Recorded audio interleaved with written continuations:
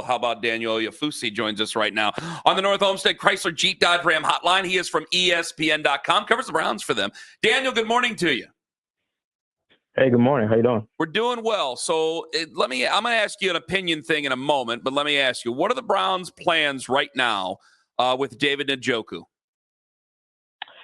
Yeah, it's a really good question. And obviously, I just heard you guys talking about the extension stuff.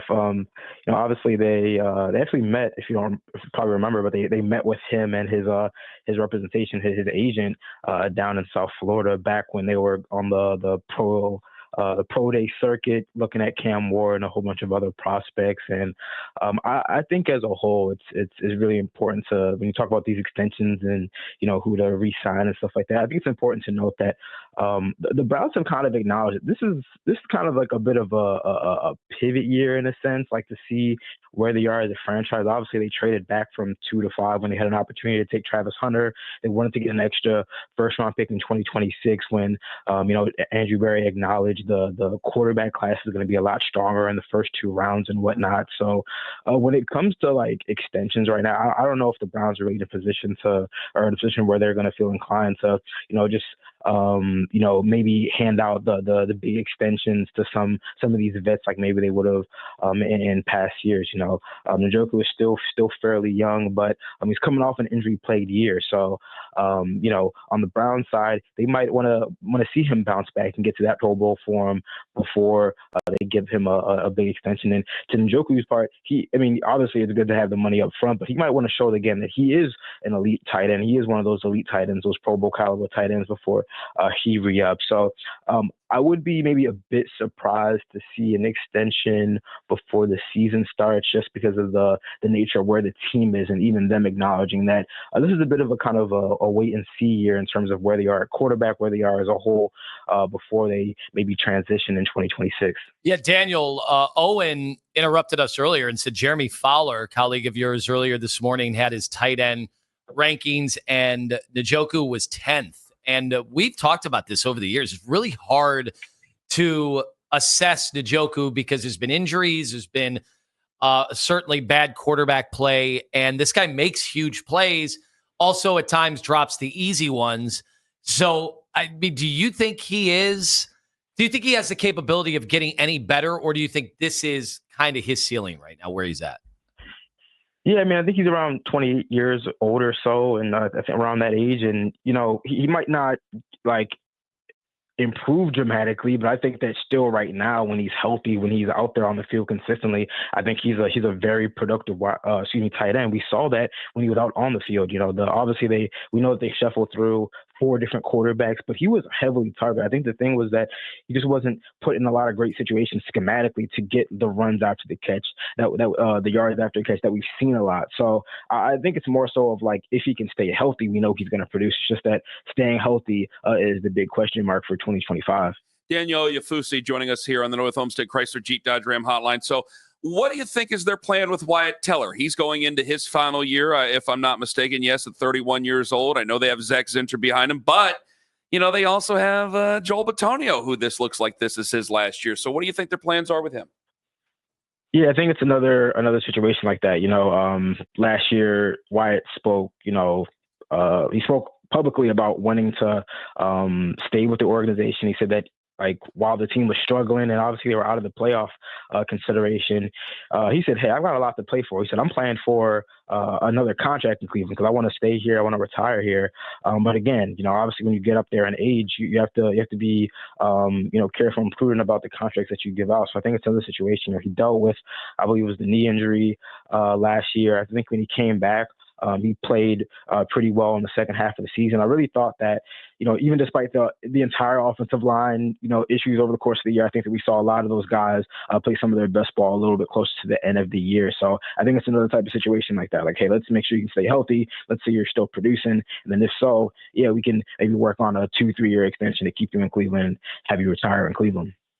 All right, so we love having somebody a little newer come on, share their perspective. So, Daniel, you obviously haven't seen these quarterbacks play in, full pads and under the threat of true duress from a pass rush. With that said, what are your first thoughts on everything you've seen to this point from the young quarterbacks? Yeah, I was going to start with the young quarterbacks, and really, when talking about the quarterbacks situation, say I was really impressed with their poise. And if you're a Browns fan, I mean, this early on, that's the only thing that's the most you can ask for. That the game doesn't look too fast for them. I think that especially Dylan Gabriel, with him getting a lot of first team reps and snaps with the first team offense going against the first team defense. At times you saw like early on in OTAs, maybe, hey, it was a little bit too fast. Maybe, not getting through his reads as quickly as you'd like. I think that's just the nature of, just playing, against a top-notch NFL defense. But I think, those final couple of days of mandatory minigame, if you really start to come on strong, I think the same with Shedeur Sanders. He just looks poised throughout, and you have to add the caveat that it really was against the second team defense, him running the second and third team offenses. But hey, you got to start somewhere. So I'm really interested to see how, these practice reps really get divvied up as we get into training camp, because Kevin Stfansky, throughout OTAs, throughout the offseason workout program, he said not to worry about the order of the practice reps, but he did acknowledge when I asked him that once we get into training camp, we're preparing for the season, the regular season, and obviously part of that is evaluating the quarterback competition. So it's going to be interesting to see, does Dylan Gabriel continue to get these first team reps? Does Shedeur Sanders maybe step up in his workload and his opportunities? But so far it's been a good showing from these young quarterbacks. Daniel Oyefusi joining us from ESPN. He's the Browns writer for ESPN.com. You can follow him on Twitter at Daniel Oyefusi. So Kevin Stfansky, and I'm going to get back to the quarterbacks here in a second, but this is a kind of a sidebar of this that ended up taking over the show earlier today.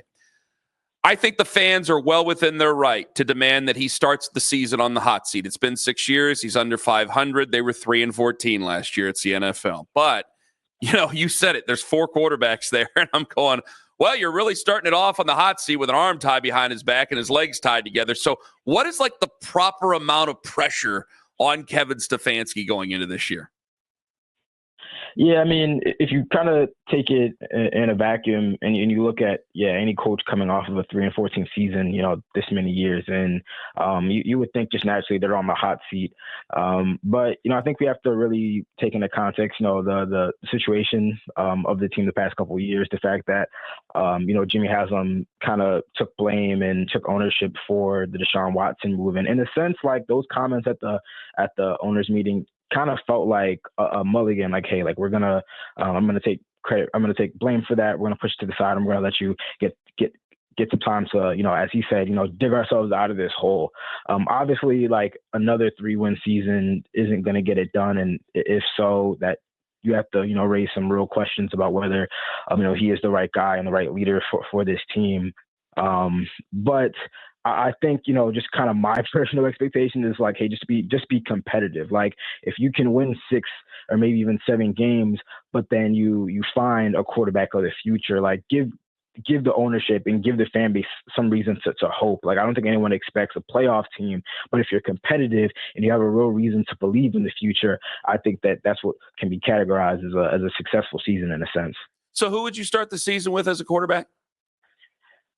I would start Joe Flacco for just, week 1 against the Bengals. I think that, he might not have the top ceiling. He might not have the highest ceiling, but I think you have a fairly decent floor baseline with him just as a veteran who knows the offense. And, he might turn the ball over a little bit, but hey, he's going to push the ball down the field. He's going to give guys opportunities.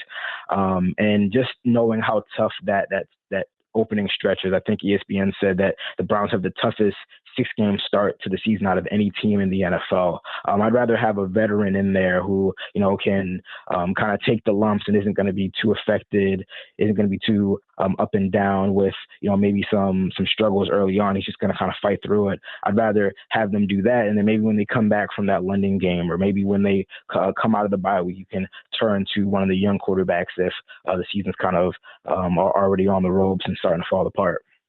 All right, when they kick off on September 7th against the Cincinnati Bengals, will they have 4 quarterbacks still on this team? I don't believe so. I mean, we're not even seeing a lot of teams carry 3 quarterbacks nowadays on the 53-man roster, but just the nature of, this quarterback room and having 2 rookies, I think both of those guys are gonna. I mean, Dylan Gabriel is a 3rd-round pick. He's almost like assured a roster spot. And while Shedeur Sanders, normally a 5th-round pick isn't guaranteed a roster spot, but he is a quarterback, and I think that so far he's shown enough. I think he'll continue to show enough in training camp to prove to the Browns that he's worth developing. I think that he keep those 2 rookies, and then I think it's a matter of which one of the veterans they feel most comfortable starting the season off with. Obviously, like Kenny Pickett, we haven't really talked about him, but for whatever anyone wants to say about Kenny Pickett, like the Browns kind of targeted him early in free agency. Andrew Berry said as much. They said that he was a guy, that dating back to a year ago, they were looking at him as a potential trade target. So they do believe that there is kind of a ceiling for him to get better, a potential for him to get better. But I don't know. I think that I'd rather in this situation just kind of roll with Flacco and then know that you have a proven vet, and then you got some two young guys that are really worth developing. Daniel, that's interesting because we've talked trades like this whole last couple of months since they got 4 quarterbacks, right? But they traded a 5th-round pick for Kenny Pickett, but at the same time, they only traded a 5th-round pick for Kenny Pickett. Do you think they'd be comfortable letting Kenny go and like, hey, we gave up a 5th-round pick to take a look, doesn't fit into our plans. We wish you well in your future endeavors. Yeah, I mean, I think you always want to get kind of some type of return back. 5th-round picks, yeah, it's a 5th-round pick, but hey, that's another asset that you could use down the line. And the guaranteed money isn't a ton. It's like $2.6 million that they would end up eating. But I don't know, in like the grand scheme of things, like if you come out of training camp, if you end the final preseason games thinking like, hey, we've got 2 really talented young quarterbacks, 2 rookie quarterbacks, and Gabriel and Sanders who are worth developing, and nobody's biting on a trade offer. Like, I don't think that it's the worst thing in the world to like just cut bait and say, hey, like we traded for Kenny Pickett earlier in the season, early in the offseason when we had nobody no healthy quarterbacks in the quarterback room, and now we have 2 guys who we feel comfortable with and a veteran who can kind of lead the way early on. I don't think it's the worst thing in the world to just kind of cut bait and let's kind of move on with what you got in the room. All right, now I hate to do this, Daniel, because you've been an excellent guest. We'd love to talk to you more, but it is July 11th, so here we go. Stfansky on the hot seat, yes or no? I'm going to say no, honestly. I think, again, those comments that we heard from Jimmy Haslam. No. Yeah! Wow. I like Daniel. Go ahead, Daniel. I'm sorry. That's all good. I just think that, obviously, like, again, another 3-win season, tough conversations need to be had, but I think that it feels like the comments from ownership, they're going to give some time. They're going to give this group some time to kind of work through the post-Deshaun Watson era and see if they have anything that they can build on for the future. By the way, does Deshaun Watson have a chance to play at all this year? Come on. I mean, so the Browns publicly, like, they haven't said anything. I mean, what I do wrote you a think, story. Daniel? What do you think? I mean, I'm telling you from reporting that I've done, just speaking to doctors, it'd be pretty tough because in the normal timeline for him, especially after a re-tear, he might not get fully cleared, like, to really do full football activities until, a third of the way into the season. And by then, he's just so far behind. I just don't see it. But obviously, he's been working at the facility really hard. He's been around the team, so we'll see. Daniel, thank you so much for your time. All the very best to you and yours. I want to talk to you again soon, my friend. All the best. No, most definitely. You guys take care. Daniel Oyefusi, ESPN, Browns Insider, on the North Homestead Chrysler Jeep Dodge Ram Hotline.